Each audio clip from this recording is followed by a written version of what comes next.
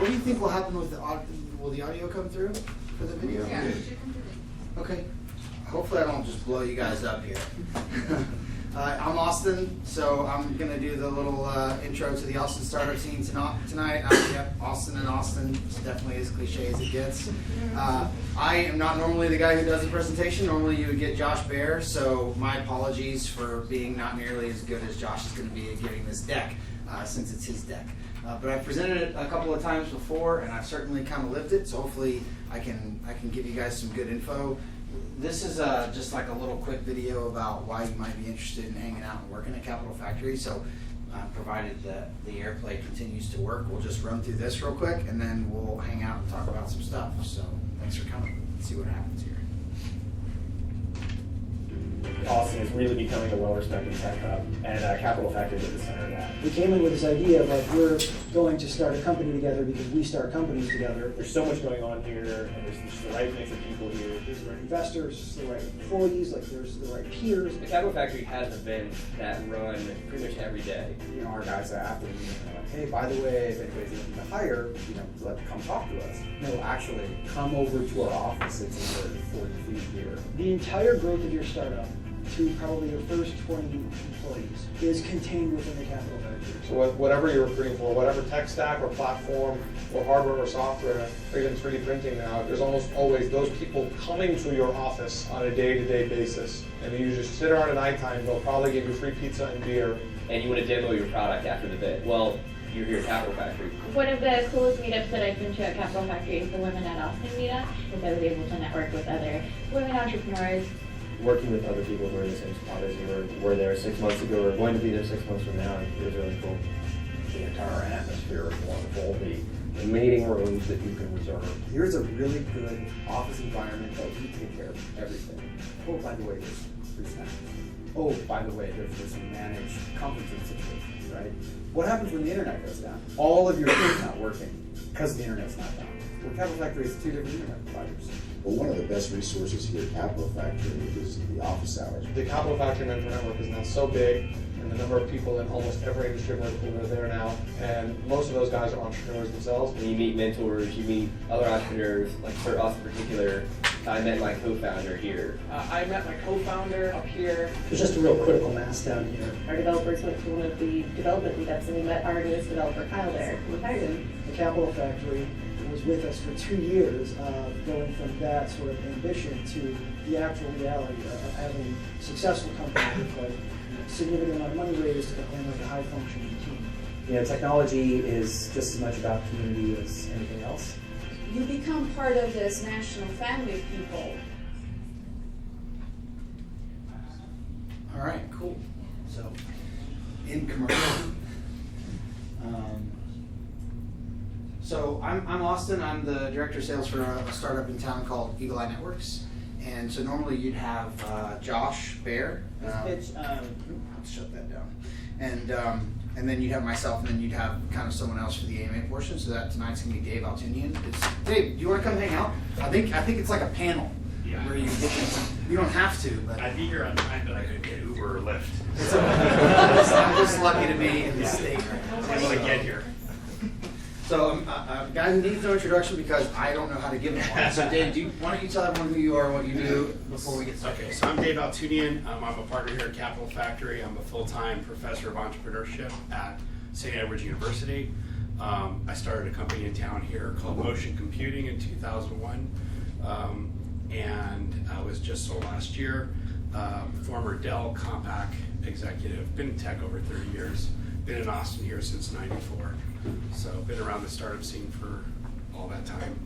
As I like to say, when I came here, we had 700,000 people in Austin, so it's way different than it used to be. So, and I mentor, I sit on some boards. I'm a board member for Austin Technology Council, and I sit on boards and advise a number of companies, including one of the ones I saw up here earlier. So that's my background. Cool. And also good to meet you. Nice to meet you. Yeah. Dave and I are just meeting for the first time, although I totally recognize the name. So I've been at Capital Factory for a long time. Actually kind of got my first job in the technology scene here working for Josh Baer. And so I'll kind of sprinkle in some bits of my story as it's relevant to the conversation tonight. So this is a fun exercise. So how many people were born in Austin?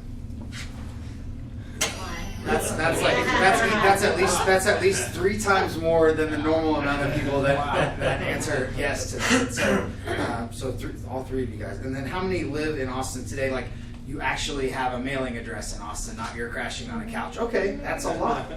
Okay, no, close for some of you. All right, so that's pretty cool. And of those who all just raised your hands, who's been here longer than a year? All right, so 3 years, 5 years, 10 years, 15 years, 20 years. Okay, you guys can consider yourself natives then, right? That counts. Absolutely. I mean, with 1,000 people a week moving to Austin, that's still actually a lot of folks that live here right now. The last one I always like to do is who doesn't live here but is like planning on moving here or crashing on a couch or like in the process of like knowing that you need to be here. Cool, good. You're like my favorites because I'm like a big evangelist for Austin, even more than I am for the Austin tech scene. I'm not one of those grumpy old Austinites who, I'm going to complain about the traffic always, but I'm not going to complain about you.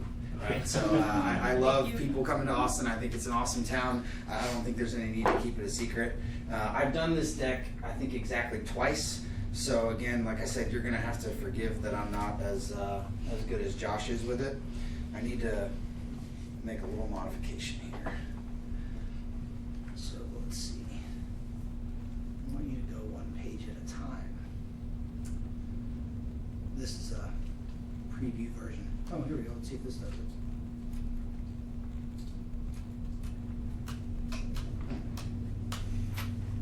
There's a click. It's going to be weighing. Okay. All right, I guess that's okay. None of that is my information, but that's Josh's stuff. So if you wanna check that out, you can. I think is the deck publicly available, Capital Factory folks? I think so. I think you can find it on Josh's SlideShare. Okay. But I'm not positive on that. Okay. Well, chase down one of these people in the back afterwards if you want to get the deck, so that you don't feel like you have to write stuff down, because it will be a lot like drinking from a fire hose. There's just a ton of information to be had. So this is stuff that everybody wants to know, and then add into this if you want to know more about the Austin startup scene. So what makes Austin different than places like the Valley or New York? How did it become a tech hub? What should I really know about the startup scene? How do I get a job here? Find a co-founder, investors. Where should I work? And interestingly enough, like half of those, there's a whole nother. That's a whole nother Oprah, right? So there's a whole nother like event that you can come to, just like this one on. How to fundraise or how to find a co-founder, and so Capital Factory has really. I think one of those is going on tonight. I think there's a how to fundraise. Oh, there's fundraising going on tonight. I didn't know if they were doing. Someone out at UT told me they were coming here tonight. Is there another event tonight? There's a happy hour after this. I know that Austin at Lean Startup. Are they doing Lean Startup tonight? Yes. Their session is about how. So Lean Startup Group is doing a how to fundraise event tonight. What time was that? That one should be at 6:30 or 7. Wouldn't surprise me. Wouldn't surprise me if you said right now. Yeah, at any given time, in Capital Factory, there could be 3 or 4 or 5 different events going on. You've got member companies back here. You've got individuals who are members here. They could be hosting an event. A member company could be doing a happy hour. And in fact, tonight, the big sponsor tonight for the happy hour portion is going to be Salesforce, and particularly Desk.com. How many are familiar with Desk.com? Okay, all right. Well, you should talk to the Salesforce folks and learn about it. We used it a lot at my last startup, which was on local, and they're also here. And just a fantastic integration between a support app and your CRM. Which, being a sales guy who just promises things that don't exist yet, is really important for that all to be tracked, so someone can hold me accountable. So those guys are awesome. Make sure you thank them for the beers and catch up with them during the happy hour. So we're going to cover a bunch of the questions today that you might have. I asked some of these questions already. It looked like, how many of you guys went on the tour? Looked like a bunch. Okay, I feel like there's more than that on the tour, but it looked like a big tour. Hopefully that was valuable for you guys. Anybody move here from the Valley or from New York?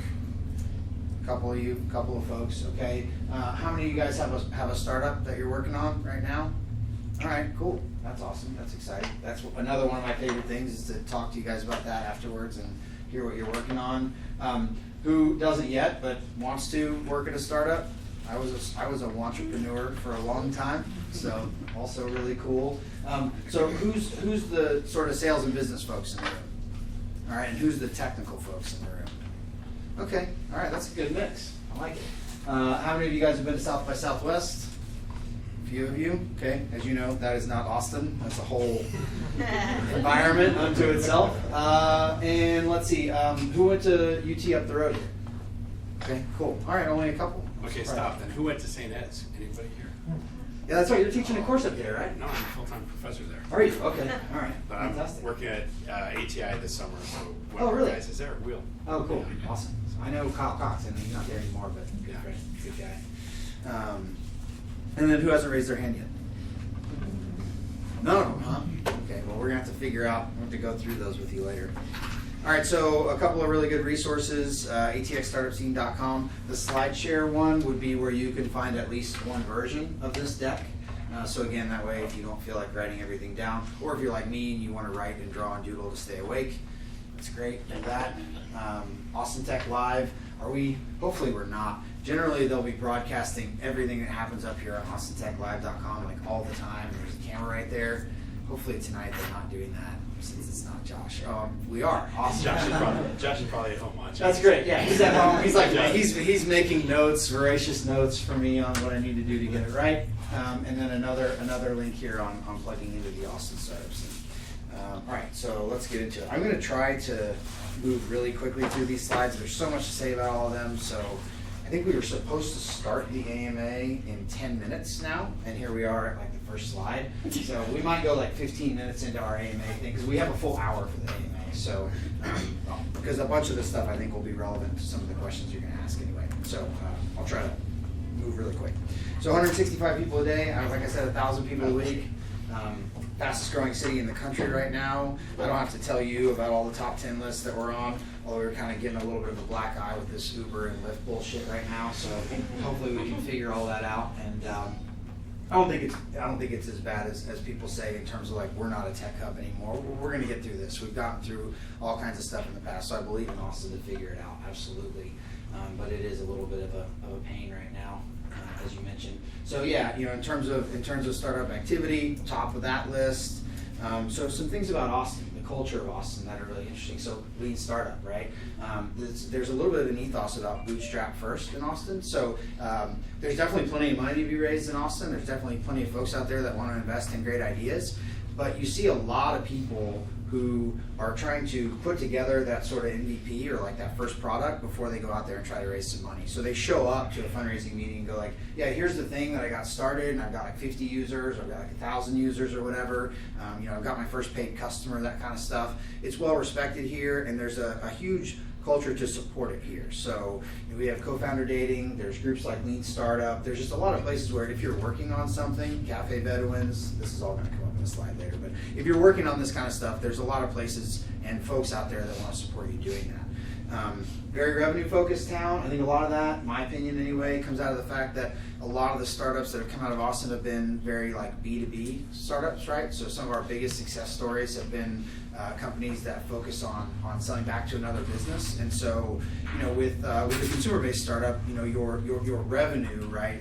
Your growth, your valuation comes from the size of the audience, right? It comes from the eyeballs, and you put an evaluation on that. Whereas with a B2B startup, you can and in Austin are going to be expected to have those first customers, to have people who are using it. There's an expectation that in your product development, you found people that said, yeah, if you built that, I would pay for it and I would use it. And so, for me, I think that's really cool. I think that's what's going to take us in the direction of building the kind of big unicorns that will throw off a bunch of millionaires who can go out there and build really exciting consumer startups. So very revenue focused, quality of life focused. So not to say that we don't all hack really hard on our startups, that we don't sometimes spend nights at the office and stuff like that. You see a lot of people kind of who came from the Valley or came from New York or whatever that are here because, hey, listen, you can buy a home for my family like within 5 to 10 miles of CBD, which is probably changing a little all the time in Austin. But compared to New York and San Francisco, it's still very affordable to be here. There's tons of free stuff to do. There's tons of outdoor stuff to do. And so in addition to just like, being in a dark closet, hacking away on your startup, there's like lots of awesome stuff to do, and it's a great place to build a life. So I think you see a lot of that here. Social capital. I'll talk later about Bijoy Goswami, but he's another guy who I met early on in the Austin startup scene and kind of taught me a lot about this. So just, I don't know, I feel like social capital is a real currency in Austin. I feel like there's a sense of wanting to sort of the rising tide, raises all ships mentality, which is a little bit different than some people would say about the Valley. And not here to bash the Valley at all, but just that this idea that, hey, you're working on something and that's really cool and that's really brave of you to go out there and try to build a big company and solve a big problem. And so I might be competing with you, or maybe there's a way for us to work together, but either way, I'm going to support you. I'm happy to make recommendations and have conversations. I just covered the rising tide thing. So how did Austin become a tech hub? This slide isn't showing George's last name, but George Kosmetsky. So how many of you guys have heard of George Kosmetsky or MCC or any of that? So Dave, how familiar are you pretty familiar? Yeah. Can you cover that? Yeah, so George Kosmetsky started IC Squared at UT. He was an entrepreneur, made a lot of money, brought a lot of tech, but I think more interestingly, before George gets a lot of credit for this, IBM had their headquarters, one of their main hubs here, and it was off of Breaker, if you've been there. It was a large center. OS2 was there. All of that area was IBM. You had IBM, Motorola, were really the big technology players here through the 70s and 80s. In the late 80s, I believe, mid 80s, they started Semitech, which was a conglomerate of semiconductor companies.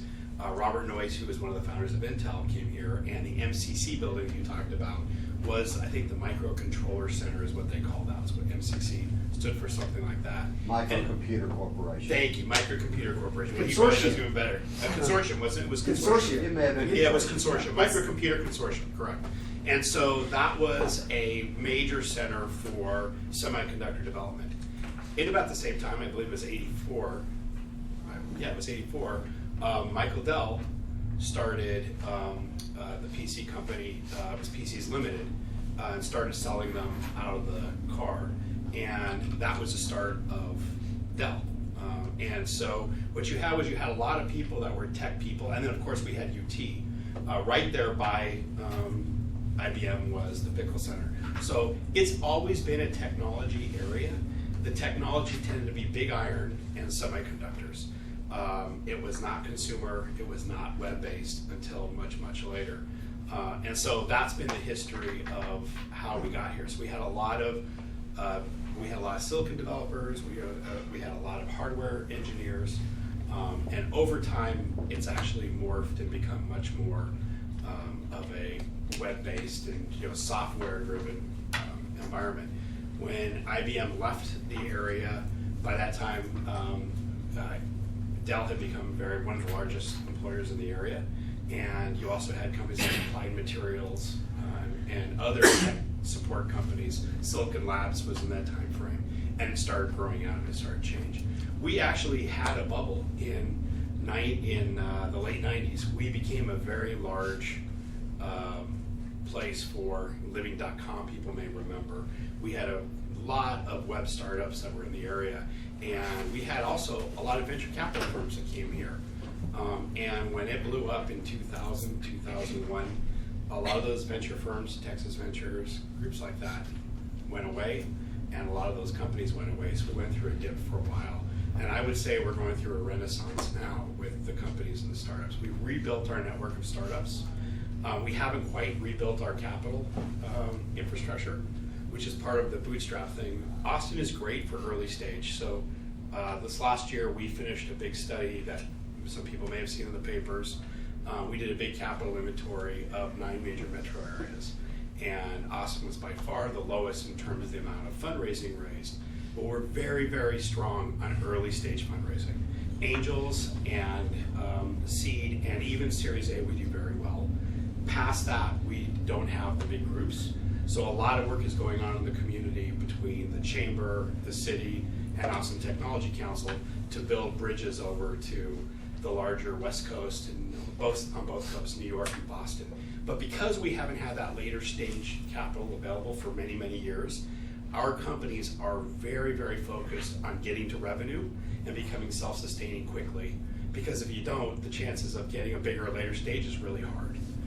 We actually do get later stage funding, but if you notice the ones that come out of local, they're people that have revenue, and are growing and actually are pretty much self-sustaining. Kind of the joke around for some people is you'll get the money when you don't really need the money. But we're really trying as a community to work hard to fix that and build bigger bridges. And anybody that knows Floodgate Capital, Mike Maples, he's been very active in working with Capital Factory and Silverton Ventures to syndicate deals on the West Coast, and that's really helped some of our companies. So that's kind of the history. And you, since you do MCC, you want to add anything to that? No, I think it's pretty good. Okay, thank you. Yeah, so the MCC, it took me forever to memorize that acronym, but the one other component that I heard about that was that there was a little bit of sense of competition with Asia over computing power, and that there was actually a government sort of, I don't know if it was a grant or if it was a nomination or a designation of this is the place where we're going to go and build this thing to compete with Asian computing power, and they sort of like looked at a bunch of cities, and I think Pipe Powers, Admiral Bobby Inman, and George were like the guys who said you need to come to Austin, right? And so that's the piece of the story I remembered, but I'm so glad you tied in IBM because that's a huge thing, and we've been a hardware town. Well, if you remember, the reason why part of that happened there was the IBM was doing the OS2 and some of the RISC computers, and that was across the street from where that building was. So what is the domain now? The domain was the IBM campus. Those were factory buildings and office buildings of programmers. That whole area was all IBM campus. And so if you know where MCC is, which it's on Mopac, right on the other side. It's on Mopac and Breaker on the other side of the freeway from the domain. That was very quick to get over to the IBM campus. And you're right, there was the guy from Apple, the guy who ran hardware for Apple had done a speech at the time. It was very popular, called "How to Keep the Japanese from Eating Our Sushi," because they were so worried about the Japanese semiconductor business killing the American semiconductor business. That was one of the things that drove it. Yeah, absolutely. And again, to me, what's really cool about that is that, they could have chosen a lot of places, and they chose Austin even then, like when we were, what I would say, very early in sort of the becoming a startup town, definitely a hardware town. Well, so until recently, ATI was up there as well, right? So Austin Technology Incubator, and are they like just now about to be moving? That's where I came from, the WeWork facilities. That's where Will's at as well. Oh, cool. Literally, they're just moving this. Are they moving into WeWork or the same building? Or WeWork. Oh, WeWork cool. University Park. Oh, awesome. Yeah. Fantastic. Yeah. So they were also. ATI is UT's Austen Technology Incubator. It's 20-something years old. It's one of the oldest incubators in the state, and it's run by UT. So that's what he's talking about. Yep. And so some of the stuff that we both just covered may come up, and if it does, I'll just zip through those slides. It looks like some of the formatting on this deck is weird as I'm going through, so if it looks like I'm showing you half a slide, just tell me and I'll keep arrowing down. So I think this is a good transition slide from what you were just talking about. So, and I think I went through the Dellionaire slide, but he sort of brought us up to kind of the Dell days here in Austin. And one of the things that I think has sort of led to Austin as a software town and the transition from being a hardware town to a software town is the Dellionaires, right? And probably not as many of them as we would like have gotten back out there and have gotten sort of back into the mix. But it is a good example of this sort of virtuous cycle that we've seen in Austin. It's happening more and more with each generation. So if you're familiar with like Tivoli and Trilogy and some of the companies that brought people like Josh Baer and Jason Cohen and some of the other founders that you may be aware of in Austin now, those would be like Gen 2 of this, right? And so when I was talking about being able to take that success, make a bunch of millionaires and take more risks, our risk path has been a little bit slower than some of the bigger startup towns out there, but we're accelerating at a rapid rate. One thing I'd be curious to ask you, and it may not have been in the study, but in terms of comparison to total volume of capital, I can see us being very small, just like in comparison to total population. But the growth rate would be the thing that I'd be very interested in. Are we still really low on the rate too? So the 2014 data was about $24 billion of investment went into the Bay Area. About 4.5 into Boston, about 4 into New York, and we had $620 million of venture capital at the same time. I think last year was 740. In terms of Texas, we are the largest city for venture, but when you look at, we're number 12 on the National VC Association's list of metro areas for funding, and it's a pretty big cliff. Again, though, remember, when you talk about funding at that level, the West Coast and New York tend to do much more later stage deals. And I've actually talked to friends on both sides who were jealous of how much support we have for seed stage and early stage companies.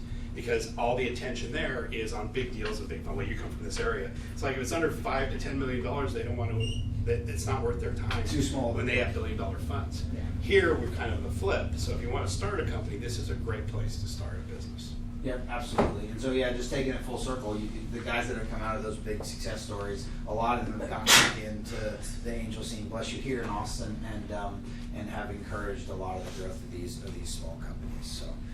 So like I was just kind of talking about the sort of the connection of Tivoli to a bunch of other Austin startups, and so again, this is out there on the internet for you guys. But these are some other startups in Austin that were part of that virtuous cycle that brought a lot of talent in from major universities. Even like the MCC did early on, right? It brought a lot of talent in from all over the United States. And once that talent got here and realized how great the lifestyle was and the opportunities to start companies, they stayed. And a lot of the guys that you see out there running companies you're aware of in Austin now came from these companies. Is there something you want to add on that? That's cool. And so, yep, Trilogy actually is the company that brought Josh here. So they had something called Trilogy University. I guess they brought a lot of folks in from like where Josh went to school up in Carnegie Mellon, but a lot of technical colleges like MIT and Carnegie Mellon, and some from the West Coast. They brought a lot of really great talent here to Austin, and it was very early days for Austin software startups back then, and so those guys can make a name for themselves. And you guys have probably all heard of most of these companies, so Indeed is now the world's largest job site. I think that was probably somewhere near a multiple billion-dollar exit. I'm not sure if it was published. HomeAway, obviously with the going public and becoming acquired by Expedia, Bazaar Voice, and Retail Me Not are some other great success stories. And I can name founders from at least 2 or 3 of those and name the companies that they're in now, right? And so they're out there doing their next thing, right? And then even like CTOs and product managers from those companies who are back in the startup scene in Austin now. And so I think that's really cool. The guy that I work for, kind of same story, but out in the Valley. And so he had started a company in the Valley, took it public, big valuation, and then maybe I would have bought an island, but he's like, no, let's go do it again. Is that Dean? Yeah. Yeah, so Dean Draco is one of the partners here. I don't know if he's a partner or a mentor, but he's very active here at Capital Factory, and getting time with Dean is great. Dean's very direct, even to other mentors and partners. He's very direct, but he's done it. He's done very well with his companies. Yeah, direct is one way to put it. But it's been a really great experience working for him, and that's one of the things that's really cool.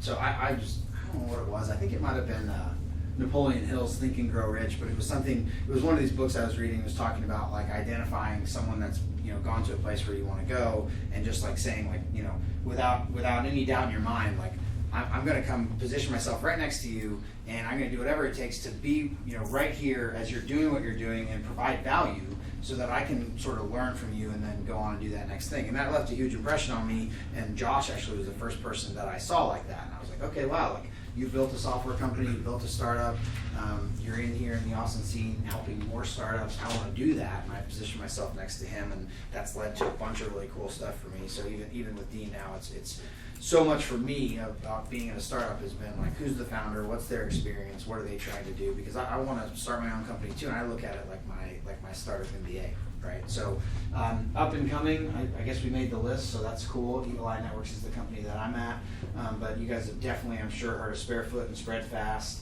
Spiceworks has been around for a long time, but really starting to see some growth. U-Ship and WP Engine. WP Engine is just blowing up. Outbound Engine just announced a huge raise, and they're blowing up right now. So these are companies that are they're bordering on hardly not even startups anymore. Some of these guys, because they're getting so big, and really cool stuff. So if you guys want to talk more specifically about any of those afterwards, I know a bunch of folks and can definitely speak to that. Anything on this one you would add? Or? I think what's interesting about all this, if you cut through what's interesting about Austin, is that people, when he said about the social capital, we are very much a cooperative environment. People work really well together. And I'm amazed how you can just go on LinkedIn and find somebody from Sparefoot, for example, and people will help. And so, if you go, what's the use of this list? These are all companies that are out of the early stage and have raised money and are growing. And finding people at these companies, they will talk to you and they will help you. And the networks here grow very, very quickly. You can build your personal network incredibly fast. And I came from California originally. My funding for my company was NEA and IVP on the West Coast, New Enterprise Associates and IVP. And I find it's very easy to get help here from people out of these companies, where when I'm on the West Coast, there's a lot of, what are you doing, why, what, just a little bit of concern about it. So I would say that's the value of this chart, is you can reach out to these people and they're very accessible. Yep, absolutely. And then for me, one of the most fun things is meeting folks that are just getting here, just getting started, and learning about what it is that you're working on, and going like, okay, so what is it that you need? And then I like look back at that list and I think like, who would find this stuff interesting? Like, who would be able to help you, and how should you approach them, right? Or who would find this interesting, and maybe this is deal flow for them. You should talk to them soon, because they're very interested in investing in companies exactly like what it is that you're building. And it's not all about investment. A lot of it really in Austin is about the mentorship too. But yeah, absolutely correct, Dave. So we've got a bunch of the 800-pound gorillas here in Austin. Some of these on the list are actually Austin companies, and then some of these are just other companies from the valley that have been like, oh man, Austin's a pretty awesome place and cheap, so we're going to go drop a huge campus down there. And so if you didn't know, now you know, and this list is evolving all the time. But it's great signaling, right? So when we're talking about trying to step up Austin to the level of some of these other big startup towns, well, when you see the biggest companies from those towns showing up here, it's great signaling that we're doing something right. So cool things about Austin: South by Southwest, the Startup Week and Crawl, the Google Tech Hub, and the fact that Google chose Austin as one of the pilot cities to bring fiber and their autonomous cars, UT, Capital Factory, and I'm just going to throw out there like the things you can do outside.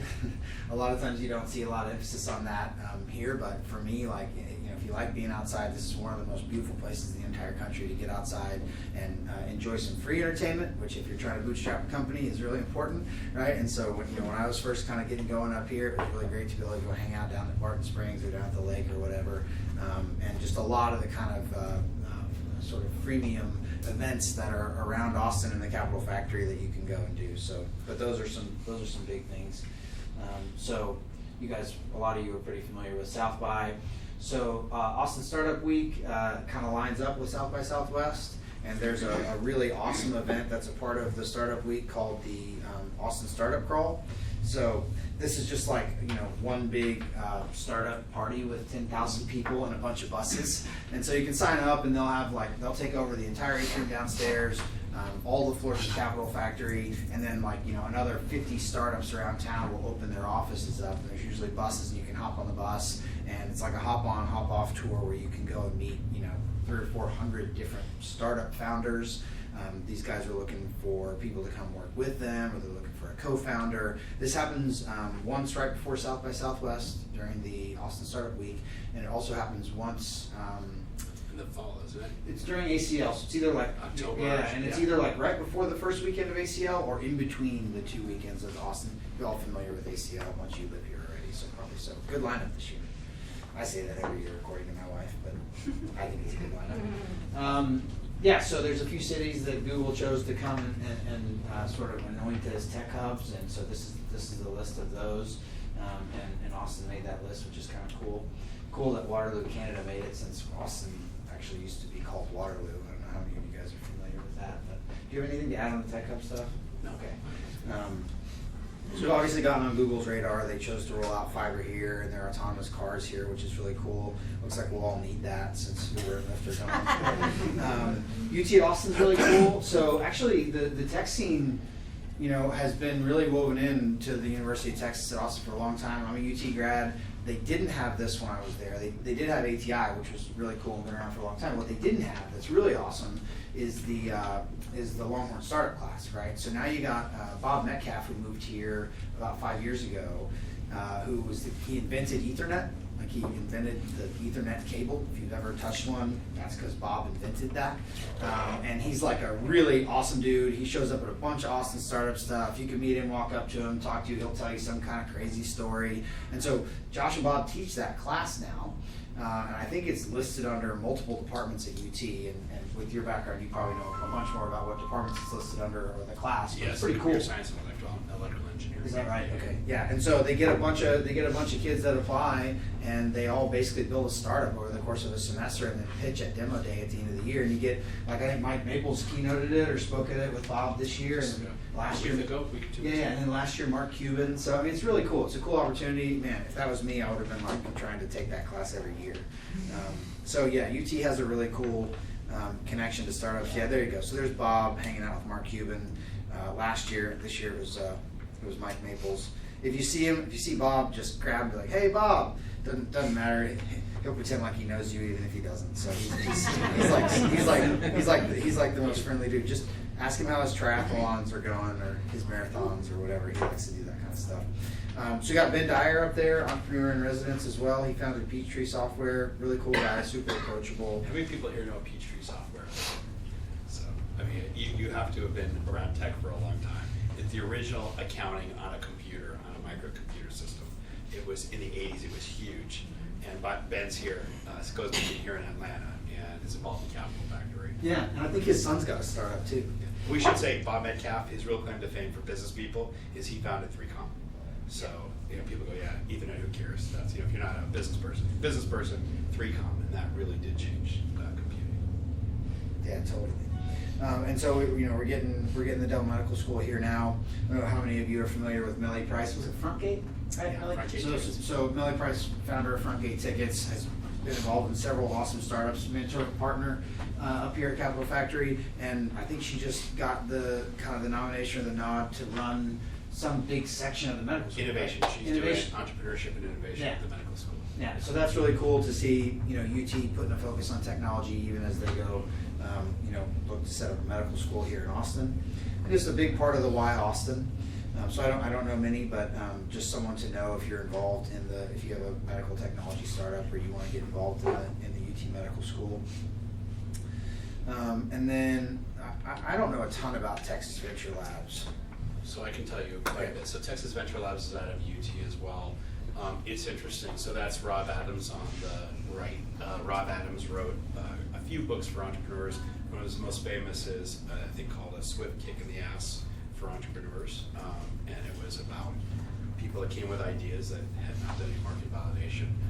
He was a partner at Austin Ventures and Austin Ventures Labs. And what's interesting about Texas Ventures that you may care about is entrepreneurs can bring projects into Texas Venture Labs, and they put students with those projects to help them come to life. Because it's tough to tell a student who's never had a business experience you should do a startup. There are groups at UT that do that. In their case, what they do is try to take entrepreneurs with an idea and some idea about the market and partner them up with students to actually build a real company. So they're an interesting group. Yeah, I just wanted to point out with TVL, they team up law students, third-year law students, second-year, first-year business students, and engineering students. That's the team that advises. And then the other thing, I won this, but they also offer a scholarship to McCombs for an MBA. Oh, cool. So it's a executive summary that you submit of your business plan.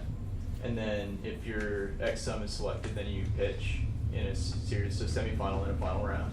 And I think you're in this year, aren't you? Did you? Yeah, I won that, so Nice. sick. Awesome. Cool. Yeah, thanks for the summary. Definitely better than I could have done on that one. So jumping forward to how to get involved and how to know what's going on a week-to-week basis. Cannot emphasize the Austin Startup Digest enough. Like if you just did nothing else but just kind of kept an eye on this from a week-to-week basis, you could find 20 different things you should probably be checking out, people you should probably be meeting. So again, the deck will be online. You guys can find it, but just startupdigest.com/Austin. You can subscribe. You get a weekly email, and it just has kind of a summary of everything that's going on in Austin technology. One of my favorite things. Austin Startups public group on Facebook. I think there's another one. I don't know if he has the slide here, but it's called Austin Digital Jobs. This is all dedicated to the Austin Startups one. AustinStartups.com is a website that Josh is maintaining as well, but don't miss Austin Digital Jobs on Facebook. That's another good one. So yeah, Josh's sort of 10 steps. Sign up for the Startup Digest. Follow the Twitter accounts, which I think they're going to pop up down below here. The coffee shops, I'll go through the list of those in a minute. The meetups are all there in the Startup Digest. And then, of course, join a co-working space. There's a million awesome co-working spaces in Austin. You happen to be at one, but there's TechRanch, there's WeWork, there's Galvanize, there's go on and on. Yeah, there's Orange Co-working. Orange Co-working, yep, so there's a bunch there. So landing a job at a startup, introductions are best. What's cool about that is, like Dave mentioned, Austin's a town where I tell most people, it's like if you're looking to talk to somebody at any startup, any one of those whales or smaller ones, like you find someone that I'm connected to or Dave's connected to on LinkedIn, and if we're comfortable enough, like we'll make the introduction, and then we'll let you take it from there and see what happens. And most people in Austin are like that. They'll at least have a conversation, have some coffee, that kind of thing. I'll say, if you can't, because I have students all the time that are asking this question. If you can't build a network here very quickly, you're really lazy, because it's so easy. Just even going to one or two of the meetups that happen around town, you can make so many contacts at those meetups just by talking to people that you can quickly overrun yourself with things to go do. Have you experienced this? Yes. Yeah, it's I've been really. doing it for 2 weeks, and it's like, ooh. Yeah, you could literally go to meetups and things every night, and once you start meeting people, you will get invited to meetings and meetups in a very weird way. So I was just realizing this year, from this happening, I have been in a meeting with, I hosted a meeting here with Daryl Issa, the congressman, with Ash Carter, the Secretary of Defense was here about a month ago, the Anthony Fox, the Secretary of Transportation, and I just got a notice that we're going to meet with the guy that runs the digital for the White House next week, Tony Parker, I think, something like that. I should look it up before I go. But it isn't because we go look for it. It's because once you start making those connections, you get invited to those things, and it's not unique. It happens. I have undergrads that are going, I can't believe I got invited to this meetup. It's like, great for you. Go for it. So you really just have to make the connections, and this is the way to get into it and to meet people. Yep, and I'll add one more to this. That's from my personal story without going too deep into the story part of it. But what I would say is volunteer. We see it on there.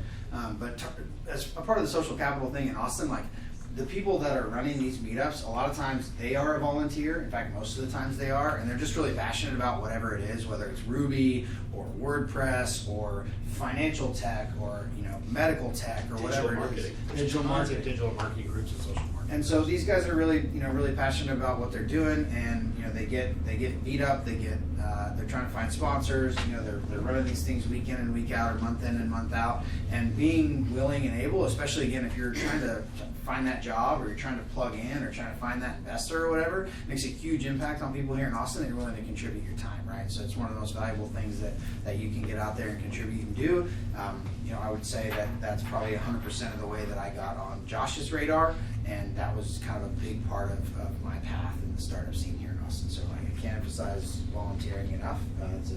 Everyone wants to spend a little time having coffee and chatting with someone who's willing to spend time to help out. Questions at the end? Yeah. Okay. Yeah, or you can ask now. Yeah. Oh, fine. I'm great. trying to get to the end of the deck. So. I'll see you after. Okay. All right. You're not going to bother me. Okay, so we did this. Well, Ali, on this one, I'll say I believe the job fair is coming up in the next few weeks. Correct? When's the job fair? Let's see. I think it's Job fair. It's early June, I believe. I know that I got an alert at school. We're actually getting buses to bring students up to it, so nice. It's a good event. So the summer job fair is going to be on June 29th. It's Wednesday, and it'll be in the main space. If you sign up for the Startup Digest, you will get an email about it every week. Yes. Also important. Capital Factory jobs. I mentioned Austin Digital Jobs. All Facebook groups that you should be joining if you're thinking about getting a job. Let me just jump on this one. So this is run by a lady named Lanny Rosales, who's been around for a long time. Her and her husband Ben run a newsletter called American Genius, but they throw a happy hour called BASH, which stands for Big Ass Social Happy Hour. It's been going on for a long time, and it's an interesting level. It's an interesting group of tech people. You'll have business people, programmers, salespeople, all together. It's like it's like the Silicon Valley gossip. If you watch the TV show or the series, it's like what happens there. Yeah. It's a very interesting place to get plugged in and find out the gossip part. Yeah. Oh, totally. That was one of the first happy hours that I started going to here in Austin. Back. Like if you just start following a bunch of the people on Twitter that you've heard about here today, then like you'll meet half of them at Bash. And they'll be tweeting at each other while they're at Bash too. It's really kind of My only warning about the Austin Digital Jobs is just don't post anything that looks spammy. Or they will because rake you over the coals. Lanny's pretty brutal. Yeah, yeah, she absolutely is. So there we go, volunteers. So Austin Tech volunteers. I didn't even know about this. That's pretty cool. So there's a Facebook group for it. I was just gonna say all you have to do is show up and talk to the people at the back of Capital Factory, and they'll plug you into a million volunteer opportunities. I'm sure that at the universities you guys have volunteer opportunities as well. And then now we've got the Austin Tech volunteers thing. So I can't emphasize that enough. That's just a really huge part of getting involved in the culture here in Austin. Incidentally, there's lots of other places outside the tech community that you can volunteer to. So stuff like Austin Pets Alive. I think Austin's a no-kill town for stray cats and dogs. So there's a ton of cats and dogs that need love and walks and all that kind of stuff. And so if you're an animal lover, like you'll run into like you're the CEO of blah blah blah down there taking the dog for a walk, and it's just kind of a cool thing. So I'll do one plug as well. Anybody here interested in social enterprises or social good sites? Sure. So June 3rd, I believe, is the ATX Hack for Social Good at St. Edward's University. It's hosted by City of Austin. It's officially City of Austin's event now at St. Edward's. I heard today there are 340 people signed up and about 25 projects so far. So it's a great event to go to, and the mayor is supposed to be there to do the kickoff. It's a great, if you're interested in tech and social good, that's a great location because people are there. Where do you sign up for that? I think you can go to the site ATX Hackathon for Social Good. And if you can't find it, I'll give you my info and I'll get it for you. ATX Hack for Change. Oh yeah. What's it called? ATX Hack for Change.org. Thank you. All right. A couple more things on how to meet people, how to meet a co-founder. So co-founder meetup, second Monday at Capital Factory. That'll be in the Startup Digest email. Founder dating, hackathons like Hack for Social Good and others. Cafe Bedouin's a really cool spot. A lot of developers just hanging out, talking about projects that they're working on. Meetups, we covered that one already. Anything else to add on this slide? All right, sweet. All right. So hack events, we just talked about. So is Civic Hack Night? Different. Okay, different. All right, yeah. And then I'm familiar with Cafe Bedouin's 3-day startup weekend, and Hack TX, but there's obviously a bunch more here. Deck will be online, so don't worry about trying to write it all down. Meeting investors. So the best way to find money, I've heard, is to just look for advice, and the best way to get advice is to ask for money. So, but in reality, there's also a lot of places you can meet investors, and they have office hours. Being a member of a co-working space, the volunteer stuff we talked about, AngelList profile is super, super important. The office hours at Capital Factory and CTAN and other VCs in town have office hours as well. I don't know if AV is still doing theirs, but they used to have one, and I don't know if Silverton's doing one or not. But and then of course pitch events, conferences, stuff like that. There's a whole other meetup. Is it on there? On fundraising. And it'd be like in this room at the same time. Okay, yeah. So that's that. Accelerators. So this list is growing all the time. Cap Factory's got one. SKU is the consumer packaged goods one. So this is actually founded by the guys, or one of the guys was one of the founders, Clayton Christopher, who started Sweet Leaf Tea and then Deep Betty Vodka. But there's been a bunch of other success stories. Epic Bar, which is like a health bar that's like all natural jerky or whatever. They just actually had an exit with General Mills. So that's consumer packaged goods stuff. Capital Factory is tech. Athena Health, obviously for health, and then Techstars does a class here. There's a couple others that Unlimited USA, which is a social good accelerator, and then International Accelerator is done by Angelou Economics runs that, and it's international companies that have moved here to start. So we talked about CTAN a little bit. Super active group of angel investors, not just technology, but a bunch of other stuff too. Application cycle every couple of months. Rick is still the chair and Claire executive director. That's still right. Okay, awesome. I know. Is Jeff Harbaugh still pretty involved in CTAN? I don't know Rick and Claire very well. Okay, cool. And then Austin Startups group to follow on AngelList here, and definitely a great place, like just doing research. I do a ton of research on startups here. That's just an example of a profile and a cool Austin company. Great Joy, Amir, really smart guy. Talked about venture capital a little bit earlier. So we're kind of getting more and more VCs in Austin all the time, and some bigger rounds that are getting raised around here beyond seed. You see the series. Tons of seed and Series A stuff. Yeah, Absolutely. Any more comments on that? I think we did covered it pretty well earlier.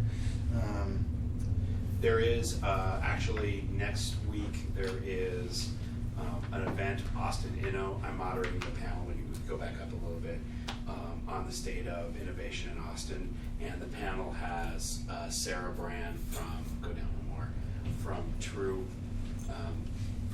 Wealth, I believe, True Ventures. Richard Bagdonis. It's going to be a discussion about True Wealth. There'll be Sarah Brand will be on that. But Austen Inno, and if you haven't seen Austen Inno, you should get the newsletter every day. It's just an email that tells you Austen Inno is, there's a Boston Inno, a Chicago Inno, we have our own Austen Inno, and it gives you the news, what's going on, deals are happening, who's funding the deals. It's definitely an easier way to get plugged into what's really happening. So this is just a cool slide. It was talking about where to work. Cool slide on kind of the density that's been created in downtown Austin. This has honestly grown exponentially even in like the last 5, 6, 7 years. It's actually pretty crazy. And so there's tons of great downtown spaces to work, lots of great co-working downtown, also lots of great office space. So like a startup I know, I think it was UShip, they did this really cool build out down the road here. It's like 3 or 4 stories, took the whole building, and now they're blowing up and they got to go somewhere else. And so like a startup I know was like, oh, we're talking to UShip, we might take their space over. So you see a lot of that kind of stuff happening, and that's just all part of that like really supportive community that we have here in Austin. People just kind of helping people. So this is the slide with the co-working spaces. Yeah, there's a few I didn't mention. So Chacon Collective, Link, VUCA, I talked about WeWorking and Galvanize, Open Source Downtown, Orange Co-working you mentioned, South, Tech Ranch is in the Arboretum. So there's no excuse. They're all over town. Lots of places, lots of different styles, lots of different models. I think most of these you can get involved for as little as $25 or $50 a month or something like that, and then they go on out to where you can get a full-time desk here at Capital Factory for, I can't remember what it was, but what it used to be was somewhere in the neighborhood of $500 to $700 per month. And while that sounds really expensive, my last startup on local now has the entire half of the building back there. And for them, the reality is being able to scale up one desk at a time or scale down if they had to let somebody go or something else like that, and being able to change that much of their OpEx every single month is really important in those critical stages as you're growing. So did you have anything else on? So here you go, another Facebook group, Austin Office Space on Facebook. Another one you can check out, and that's probably where stuff like, hey, we're getting rid of our space, anybody interested, that kind of stuff happens. So this is really cool. Paul Graham, I think, wrote a blog post about different cities and their ambitions. So Boston, you got Be Smart, right? So you got Harvard, it's a big intellectual capital of the United States. And then the Valley is Be Powerful. And so we talked about that with like the big VC money out there, big $100 billion companies out there. New York City is Be Rich. And then, let's see, there's a couple others. LA, Be Famous, so pretty obvious stuff. And then DC, Be an Insider, right? So it's all about who you know in DC. And then I love this because I talked about BeJoy earlier, and he was super influential in my path. But Austin's all about being yourself, which I think is really cool. So people a lot of times will like compare us to these other cities that we talked about, and like the common response from guys like BeJoy is like, we're not trying to be like them or be compared to them. We're trying to be Austin, and Austin's ethos is that you should be, the best version of yourself. So it's a cool place to come and try something brand new, and you'll find support for that, and you'll find other folks that are interested in working on that project with you. And BeJoy's got a lot to say about the social capital stuff, and also the Bootstrap. He used to run, I think, the Bootstrap Austin. He started Bootstrap Austin, yeah. So what he's famous for is he wrote a book called Human Fabric. Yeah. And BeJoy's a very interesting, very zen kind of a guy who's been very involved in the entrepreneur scene for years. He's another one of those ones you just walk up to when you see him. Yeah, he will mentor a lot of people. He's a very interesting guy. He started Rise Austin also, which was the big, and it's a very, Rise Austin was a very quintessential Austin thing. We just had the new version of it 2 weeks ago. It was the Small Business Festival. I don't know if anybody got to any of the events, but they were all over town. Orange Co-working, we had stuff here, the Google Fiber Space, and for years it was a massive event, and they just restarted it as Small Business Festival, and BeJoy started that. So watch for it next year, because they're great sessions and all things like fundraising, digital marketing, how to write books, I mean, just all different topics. Oh, that's awesome. Small Business Festival. Thank you. Yeah. Rise is how I met Josh. Well, kind of. That was the first place I saw Josh give a talk on startups. And I met BJoy like within a week or two of that. But I didn't, it was relationship and information series for entrepreneurs. I think Claire England might have been involved in that. Claire was the director Okay. running it. Yeah. So I met her and BJoy and Josh and a bunch of people and was like, man, I want to get involved in this. And BJoy's got like, or if he still has the same hair, his hair's like this big. And you like can't miss him walking around Austin. But really, really cool guy. And just another example of, the kind of person in Austin who's super connected. He probably knows CEOs of half the whales up there on the board that he hangs out with. And you need an introduction or you just want to have some coffee and talk. BJoy's a great guy to meet up with. So we did it. We made it to the deck. Only, a half an hour late. So that gives us like 28 minutes to do the AMA stuff. And so this is actually can be some of the more fun part of the talk. So what questions do you guys have about what we've covered or where you can meet people or Of the Austin startups, what percent are not SaaS? not SaaS? So like consumer packaged goods and anything like but SaaS? consultants of various ilk. I think it's actually a pretty high number. We were just named one of the largest cities for small business out of this whole business week. We were in the top 5, I believe. They're not counting tech companies. They're counting smaller, consulting firms. We have a lot of digital marketing firms. I just saw one the other day I was blown away at Orange Co-working called C3 Summit or something like that. But digital marketing firms got like 10 people, and I had never even heard of them, and with great clients. They're not really counted very well. It's really interesting that we tend to pay attention to tech companies and think that people are going to be big tech companies, and now the consumer packaged goods, which is fairly new because of SKU, and the social good because there's a big push out of VUCA and Unlimited USA to drive this social good piece. So there's like 3 buckets where it's easy to find those companies. And one of the things we're working on at our school is we're trying to figure out how to get to more of the smaller non-tech companies because they employ most of the people. Yeah. And so we're starting to pay attention to that. But I can't say there's a really easy way to count them right now. At least I don't have a good answer. But there's a lot of them.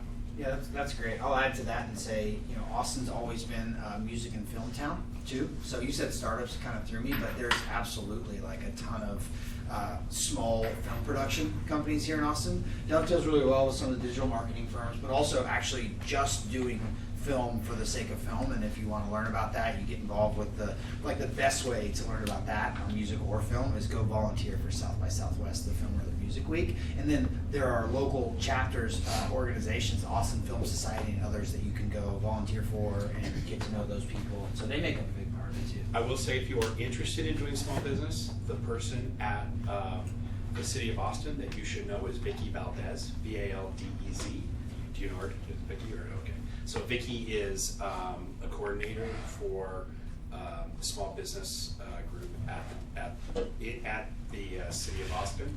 When we did Small Business Week, I had the panel, and she was the person deals with helping small businesses around town. Whether they're looking for loans, they're looking for space, they're looking for support.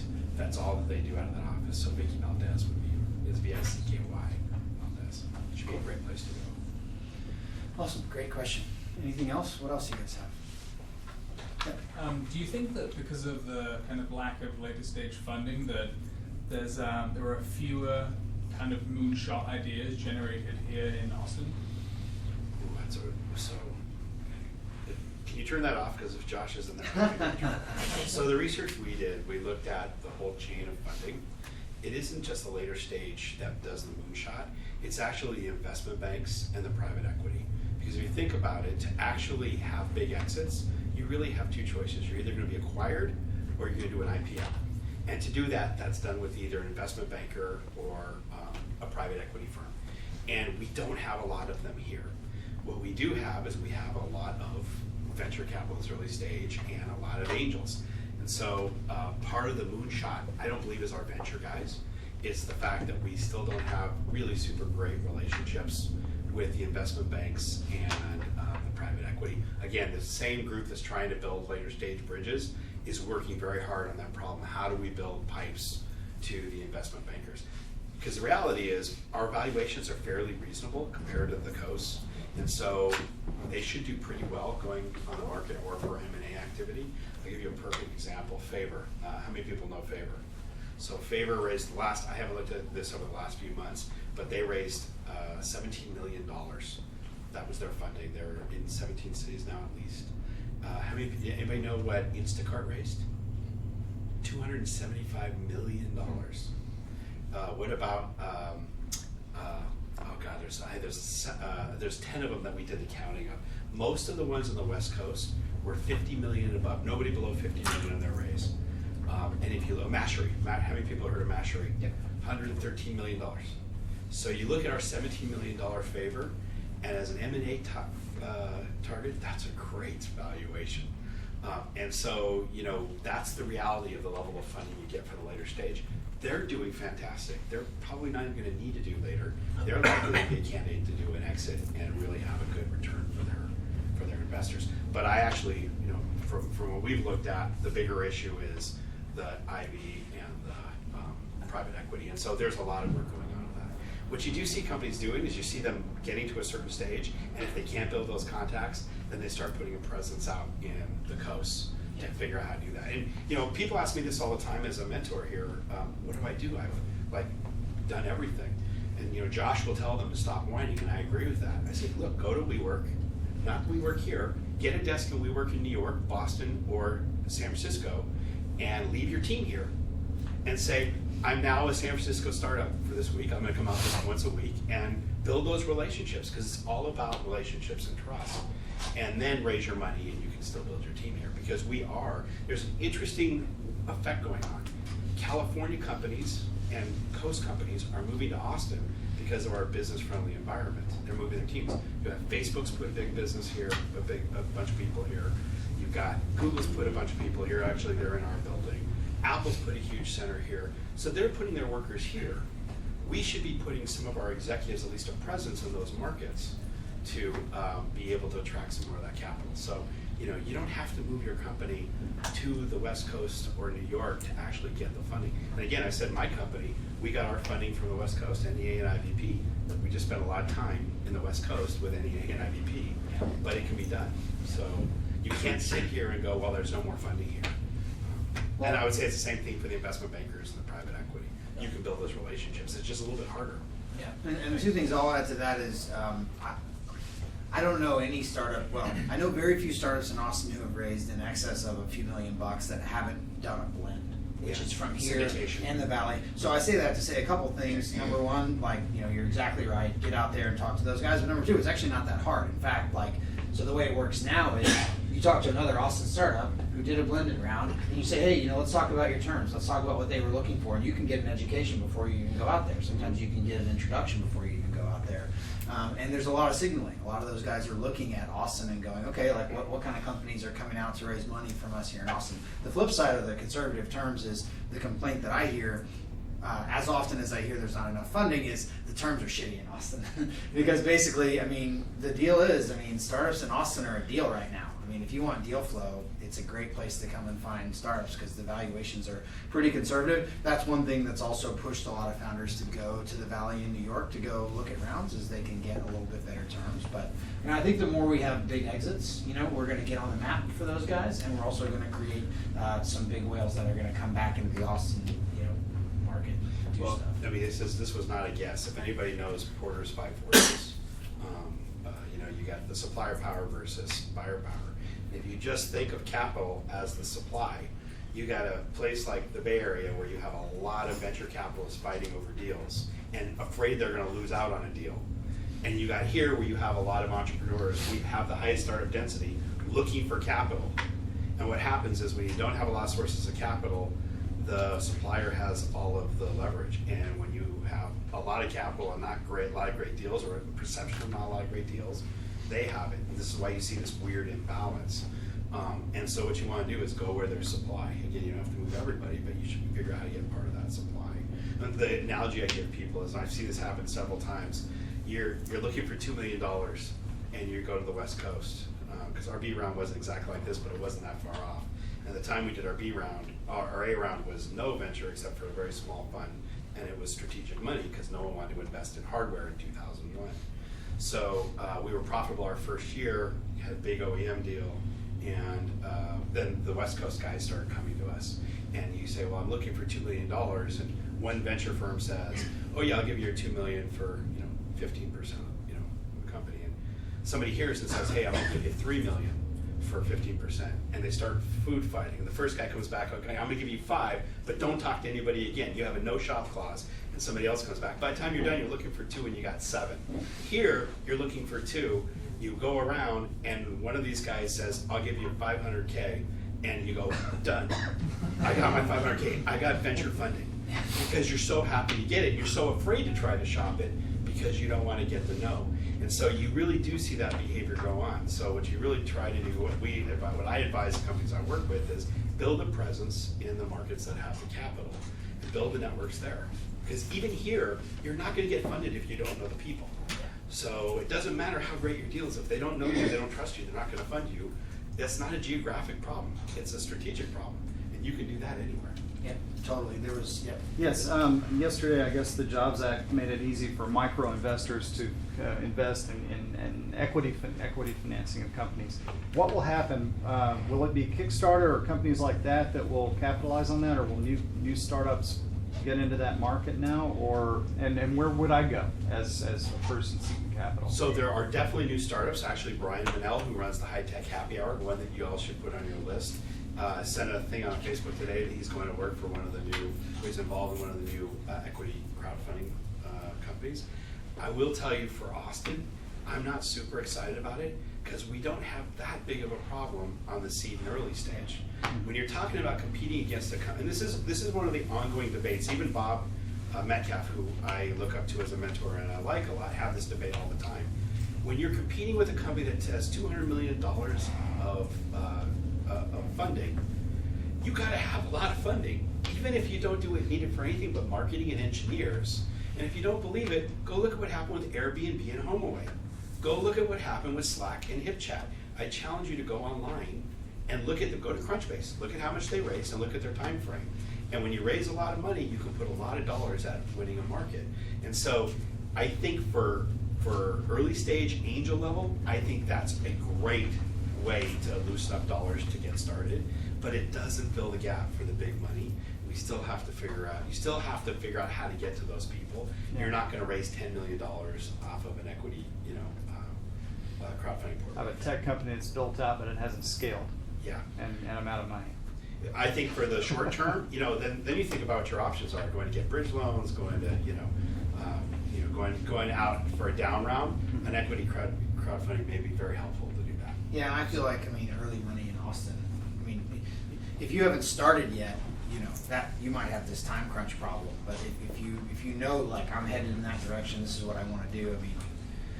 This isn't saying that there are bad companies out there, but I just think that it's almost frothy. Early stage money in Austen, if you build the relationships and you go do all the other stuff that we're talking about, and really though, you have customers who are going to pay you some money and you can show revenue or like a very near path to revenue. Austen investors love that stuff. You may not love the terms, but you can get money in Austen to do that. Well, and I'm watching, so I don't have an opinion yet, but there was articles this week about the concern about later stage funding for companies that got early crowdfunding dollars. And when you start getting a lot of those investors in, will that chase off some of the larger rounds? And I don't know, it's still early. I'm not saying that to scare anybody. I'm just saying it may be that, kind of like Kickstarter, it's appropriate for a certain type of a business. If you're out looking for something that's going to have an entrepreneurial exit, like an IPO or an M&A, you got to think about whether or not, that's going to be the appropriate source. I know there's a lot of excitement about it. I think if you're in that situation of it's life or death, I think you take whatever capital you can get. You're not saying that's who you are, but if you're in the bridge position, that may be a heck of a lot better than more expensive money of a down round or having to mortgage something to go do that. Yep. Yeah, you mentioned quite a bit about U.S. businesses relocating to Austen, and obviously also a lot of citizens moving to have their startup space here. What's the incidence of international companies coming to Austen and also guys just coming to set up here? Are you seeing that there's quite a lot of traction in that space, or is it mainly coming from within the US? international? Yeah, there's quite a bit. There's an effort going on. As I said, the International Accelerator, Angelou is an economist, has a firm here in town, and they've started that one, and they're actively trying to recruit companies from other markets to come here. I think one of the things that I've heard from him, and I don't have an experience firsthand, is because we are a business-friendly state, that it's easier for them to get started and move over here.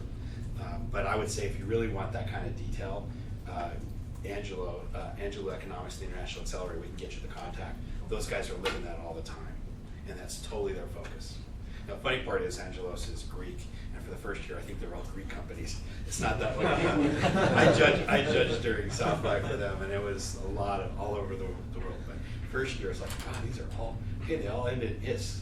Monopolis. So, but now it's much more blended. So they're good to talk to. Cool, great question. So where would you recommend that people like us move? We're moving to Austin. Are there neighborhoods? Are there places that you think are good for startups? Do you have wife, kids, family? No, I own a house in Dallas. That's it. Okay, sell that quickly. No, I mean, for me, I would if I was single and I wanted to get in the startup scene in Austin, I would live as close to downtown as I possibly could. I mean, I think if you have a family, there's not a huge trade-off to living a little bit further out. Totally. I mean, and now like there's a resurgence of really great tech companies up near MCC in that kind of North Burnett corridor, and even like out around 360. And I know a lot of folks that are living like in kind of the Lakeway area and coming into a tech company at 360. But like if you're coming here to like you're coming here to sort of make your name and like get in the middle of everything, you want to be in the middle of downtown. I would just add, because we live in Westlake and we're empty nesters now. We were looking to get close as well, and the thing the realtor told me, which I thought was brilliant because it really is proved true, is she looked at us and she said, "Are you guys still married?" And I said, "Yeah." And she said, "South of the river." And I said, "Why?" Because she said, "Only people living downtown north of the river are newly divorced guys your age, or guys that are going to be newly divorced." It's not a single state. South of the river has got homes, and so if you're really looking for the corridor, I would say that for families, couples, things like that, where you want to still be involved, the closer you get to South, I would say the river down to 71, and probably Mopac to 35. Would you agree with this? Yes, you're shaking. And then if you want more of the young scene, I'll just leave it that way, north of the river, downtown, the same boundaries. And then maybe even a little bit more East Austin starting to become a little bit better for that. But definitely that's what you see happening. Okay. And we're staying in Westlake, I was told by my wife. Yeah, Dean's up there. Yeah. Great. That was a great question. That's where I was just about a mile east of here, and so I could like hop on a bike and zip around to everything, and that was even before Uber was here. But it just made it really easy to get a smart car or whatever, and being right in the middle of it, and like being able to be like, "Oh, I'm here," and someone says there's an event over there, and like let's just go there. Like that kind of stuff is awesome. So, what else? 10 minutes. As a guy that has a marketing degree and I've done a couple years in sales, what kind of job position am I going to be qualified for to give me the broadest spectrum of knowledge going on out? Like, where am I going to see, the big picture of a startup company? What do you mean by the big picture? Where you get most exposure? Because being in sales, you just strictly see sales. You don't see what's going on behind the scenes. Early stage is all I was going to say. It's like, for me, I'm still at what I would consider to be a pretty small startup. Before that was like an even smaller startup. Before that was like an even smaller startup. Your unique value proposition right now is your propensity for risk. Right? Are you married yet? No. So you don't have a wife, you don't have kids, you don't have sort of a bunch of folks that kind of are going to be affected by your decisions. Mm-hmm. So now's the one time in your life when you can take risks and get in early stage. And I'm not saying be stupid, right? Talk to mentors, find out, do a little bit of research. For me, it was always like, who's this founder or what the cool, unique problem is they're trying to solve? And let me tell you, there were plenty of 9 o'clock at night calls where it was like, come back to the office, because we're basically all hands on deck on a fire drill right now. Now, I don't really love that anymore, but I'm just kind of one sort of degree up from there now, and I mean that's what I would say. So I'm sure you have a lot of young kids that come through the school, so I'm sure you have some great feedback on that. Yeah, I mean, I would say I agree with you, but even our larger companies in town, you know, Dell's probably one of the largest ones, and so you know you don't have the constrained environments like you would have had. Like I was at Motorola for a few years, and it was a very limited. I mean, it was a very constrained environment. You were marketing, you just did one little thing. Most of the companies here, even the larger ones like WP Engine or even Whole Foods. I have students who are at Whole Foods. As much as you want to do, they'll let you do and take on. So I think it's getting into an Austen company. It doesn't really matter how big it is. I think you'll find here you'll have the opportunity to spread your wings and try things. This is a very open city for that. And I think again, other than there's a few large companies like Dell that probably are a little bit more restrictive, but for the most part, most of the ones are not. It's good to know. Yep. Do you think Austin's supportive of your startup if it didn't necessarily launch here, but you want to launch Austin? So it grew big, really big in Chicago, and now I actually live and work here. And is there a way to frame that when you're talking to, I'm not really looking for money, that's all handled out of there. I'm looking to build like the user base and partners. So is there a way to word that, or is it okay that, because if other things are starting in the valley, then. Austin is like, we have our own, I'm Jay because I've been here a long time, we have our own fantasy. Anybody that loves Austin, we love. Yeah. So it doesn't matter where you are. Yeah. Would you say, I mean, people around, it's pretty much true. It's like, hey, if you got good things to say about Austin, come to Austin. Okay. We don't care where you are. So it's not saying a bad thing about like if this started in Chicago in 2011, now we're growing. No, Austin. now people from Austin may call their friends in Chicago and go, haha, we're better because we now come on your companies. But no, people are very, there is no not invented here.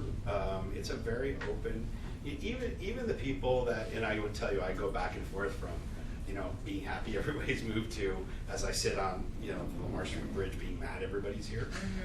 But, we're glad to have the growth. We're glad to have people that want to be here. I would say, this is going to be my cultural soapbox thing, Austin is a very unique city in that people really do get along well and help each other. This whole thing with Uber and Lyft has been shocking for the entire community because you never used to be able to tell the difference between an R and a D here. You have extremely liberal people that live next to extremely conservative people. And Capital Factory is a great example. We've had Rand Paul here, we've had Ted Cruz here, we've had Barack Obama here, very extreme parts of it, and people have been very welcoming, very happy. We've been very proud of that in Austin. So I would say if you come to Austin and you've moved here, a couple of rules. Say hello to people. Ask how you're doing. It isn't BS. We really actually care. Because if you aren't doing well, we don't really want to talk to you. We want to get out of the way. But also be friendly, be open, and really I would say that's, and don't pull your regulations. So one of the big fights going on right now is about music. People have moved into downtown and we're losing some of our venues because people move next to Red River and complain about the music. Belmont's been closed for special events. What's that? That's so annoying. Like, don't move downtown. If you're, I live on Rain Street. Yeah, so you're right by Rain, and people are complaining about I'm Rain. like, you guys are on crack. Don't move to Yeah. Rain Street. So- Why do you noise? It's like moving somewhere in New York and there's a subway going by and being like, no, that's not going to work. I mean, Sorry. We really have embraced the weirdness. When we say keep Austin weird, people are really serious about that. And what's happened now recently as people have moved in is you see something weird and you call the police. And that's not an Austin thing to go do. And I would say that's the same way with business. People really try to help each other. They're friendly to each other. We share. Maybe sometimes here we share more than we should. I know my IP lawyer used to get mad at us all the time. But the reality is, if you screw somebody over here by stealing or doing something bad, people put a wall around you really quickly. And the example here is we had one of the companies that was listed on there hired an HR firm, and they were out trying to recruit people from the companies, doing things like bringing food and going, hey, come to us. And remember this was in the press? Yeah. And the whole community got after that company, and they stopped right away. They said, we do not do that in Austin. And so, but now, it was a very West Coast thing to do. They were out. Looking at me. Because you said you're from San Francisco, so you may remember. LA. LA? Oh, okay. Even worse. Yeah. So, So that's kind of the experience, and people are very serious about it. So if you are here, be open, be friendly, and try to be part of the community. We want to see it grow. When you see no growth stuff, it's about the change, it's not about the numbers. Yeah, and there's a little bit of that from like Austin 50 years ago. I think we've gotten a lot better now, but that was always, there was a strong contingency 50, 30, 40 years ago in Austin that was definitely like, no, don't move here, really. We don't want you. We love that this is our little small town. And I think now even the few of you that were born here can probably see that it's definitely changed a lot, and it's definitely becoming a place where we're like, hey, bring it on. So like a couple, 2-3 minutes. So any other questions? Yeah. So I'm also moving to Austin pretty soon. What would you recommend so I'm an entrepreneur, and I'm moving to Austin and I'm looking to get plugged in and looking for a new venture to do, maybe be a founder. What are the best places for me to kind of plug in, look at ideas? I hadn't thought about my next idea, but Founder dating would be huge. Another like tip of the spear one. Did you ever do Open Coffee? I don't know if we covered that in here or not, but Open Coffee, and it's in the Startup Digest, but Open Coffee is kind of like Cafe Bedouins, and that like the only rule is that you like don't pitch people kind of a thing. It's more about like, hey, just like what cool things are you working on? What projects do you care about? Like Cafe Bedouins is all about passion projects, and Open Coffee is like you could be sitting there talking with Bob Metcalf and not know you're talking to Bob Metcalf because y'all are talking about the Uber situation or some other thing, but then cool organic relationships develop out of it. And for me, that's a great, like, without being influenced by any, and the guy who runs it, Damon Clean Scales, is like, his face should have been up here. He's like a shepherd of the Austin startup scene. So I think that and founder dating, and then there's like a million things. I don't know if you'd add something to that. I mean, if you just had limited time, the Austin Startup Digest, meetups.com, the Austin meetups, because everybody also posts on there. Capital Factory site of events, and look for the meetups on there. And then I would say the Austin Digital Jobs Board on Facebook, and is it Austin Startups on Facebook? Yep. And I think those are probably the ones that were on the list. You can do those 5 things and very, very quickly get plugged in. You can also do co-founder meetup. Co-founder meetups also awesome. Yeah. Yep. Cultural question for both of you. How does Austin define networking versus pitching? This is a great question because so we do office hours as mentors. I do mine every three weeks. I do 4 slots, and I send people right away. I said, do not pitch me. If you want help, I'm happy to help. To me, a pitch is, here's my slides, or here's my business, and do you want to invest in me, or do you know anybody that wants to invest? That's pitching. To me, networking is, here's what I'm doing, here's my value prop, here's things I have issues with. Do you know anybody that can help, or can you give me advice on what I should do here? Very different. And we have this conversation here all the time because I send mails out to people saying, don't pitch me, I don't want to waste your time or mine, I'm not investing them. And Josh always gets mad at me and says, look, if you see a great deal, you're going to invest. I said, yeah, but I'm not going to invest until I feel tied to the company, and I'm not going to feel tied to the company until I'm working with them. So I don't want them to pitch to me. I don't want the BS. I want to know what the company is about, and I want to know the people. And if you think about investments, they rarely happen off the first meeting. Even if you're talking about VC, it's 3-4 meetings, you're going to do due diligence. Treat it like that. Treat that you're building a relationship when you're networking. Okay. It's no problem to ask for the help.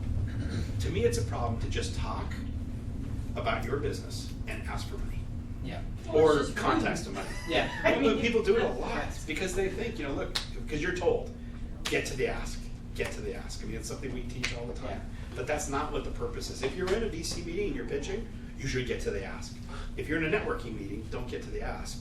Network. Yeah, and I would just add to that number one, Austin's a forgiving town, so doing it once is different than being that guy, right? You know what I mean? Doing it once, I think anybody, is going to give you a shot and go, hey, you know what, like, now's not the venue for that. Number two, there are events where they teach you how to pitch. There are pitch events where you can go, and that event is designed for you to go, here's my deck, here's my pitch, I want to learn more about pitching. And then, the last thing I'll say is I cannot emphasize enough the asking advice over asking for money. It works with jobs, it works with finding a customer, and it works with finding investment money, and it's worked for me like 5 different times. I mean, it was the guy that founded Reddit. came here. Do you remember Chelsea? Alexis. Alexis O'Haney, who talked about that. He said he tried to raise money, and he said, I stopped raising money, I asked for advice, and they started offering me money. Yeah. And that was and I think that's very true. Even the ones I've invested in were not the one here at the Capital Factory. I had no intention of investing. But as I got deeper in them, I liked them, I liked what they were doing.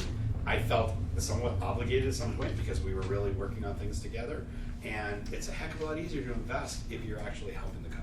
Well, you said a second ago, you said something like, I'm not gonna invest unless I'm connected to that. You made a comment that was like, that's exactly what happens when you're getting advice from someone is, they're like, you should try this, and then let me know how that works out. And then it works, and all of a sudden you're getting kind of sucked into this thing. Obligated part. Yeah, well, or just you're feeling like, man, I really want this to go, and so you jump in. I would also say one last thing, because it ties to your comment earlier about volunteering. Always ask, what can I do for you? Is there any way I can contribute? And maybe no, just come, no. But it's the asking. You'd be surprised. It may go, hey, since you know marketing, do you know anybody that can do this? Or whatever it is, but it's always worth asking. It is a really great point, because I think a lot of times you might be sitting down with someone at office hours and you've done your research, you go, man, this is Dean Draco, this is Dave Altounian, like, he doesn't need anything from me, so let me just, blah. But, realize that, like, he has something that he cares about, like, the Austen Civic Hack or something else, that, or some student at his school that needs a mentorship or whatever. Getting interns. Yeah, exactly. So, internships for students. That's a huge part of it. I think we got time for one more, and then we need to go drink some beers. Buddy, we good? Okay, sweet. Thanks for coming, guys. Appreciate it.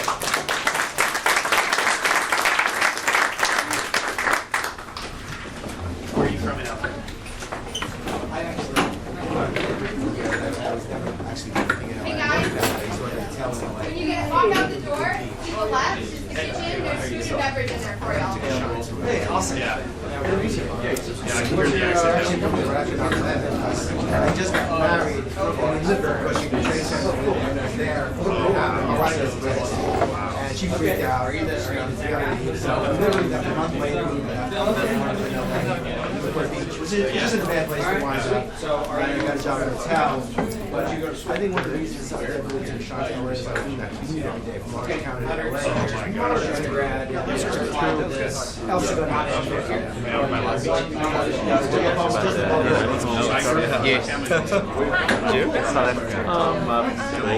How are you? My brother's calling me on the side going, are you interested in... Oh, you studied Java? I'm working on it. So we actually just exited and now we're just but there's always a change of what can I get from you? Here's what can I do for you? And one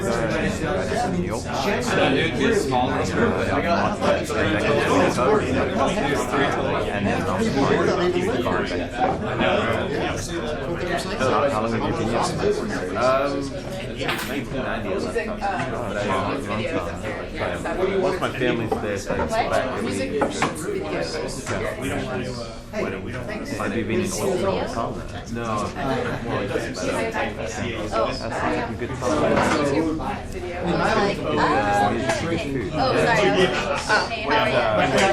I ran out of liquor, so I got one of the worst. I'm drinking beers and whiskey every night. I have a cow, and I ran out of my liquor store. Well, since we have no proceeds except for you two, you'll find it's very easy to follow any of your sports teams.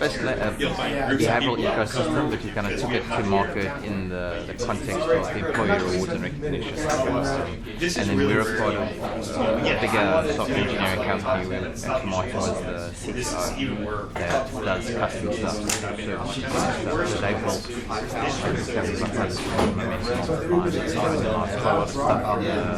space, and then that's they own the IP, and then we use the platform. Took it to market initially in the employee space, and then a lot of companies that knew we had more scale digressed a little bit and kind of abstracted the state of Malay and had a employee channel and customer channel, like the Club Miles, yeah, I mean, so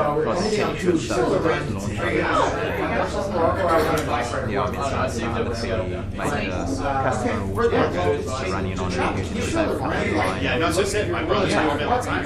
It's more easier than the cars that I built was like 6 streets, just one block east of the 35. So that area is interesting. Walk here, From banking, management, and get you guys more with the intention of trying to find some tech from here. That's where the car to go. So you see car to go, yeah. Probably want to do the tours a little bit more often. Well, they're going to open up. You already see other local South African tech that's relevant to the US market. Again, like exchange ideas, exchange capital. Oh, really? Yeah, one thing the city is very sensitive to is how we look at it. So I'm hoping that changes the city council. I was reading an article yesterday in the New York Times about how in the city of outside the city of Austin won by beating Uber. I want to think about this. Why? It's ridiculous. We actually before here I was at. It's definitely kind of part of what I want to do. One of the guys that I'm speaking to who might get involved with this to a certain extent all the stuff about has very good, very strong government ties. So he was talking about his whole thing. So I kind of want to almost use this as a bit of a pilot to see how the whole thing goes, and then the next time iterate, do it a little bit better, but then just start tying the fact that it is more mandated. It's not just business driven. It's kind of much more political. I tried to get Uber Monday night. He's recently started business I do showers and trust. Telcom. We're my whole life. Yeah. I haven't been the same since. Yeah. So they part of Telcom now, but I think he's oh yeah. got some capital and we can invest in other stuff. So that's what we want. Yeah. Yeah. I just really want to be part of it. Well, what got me was my wife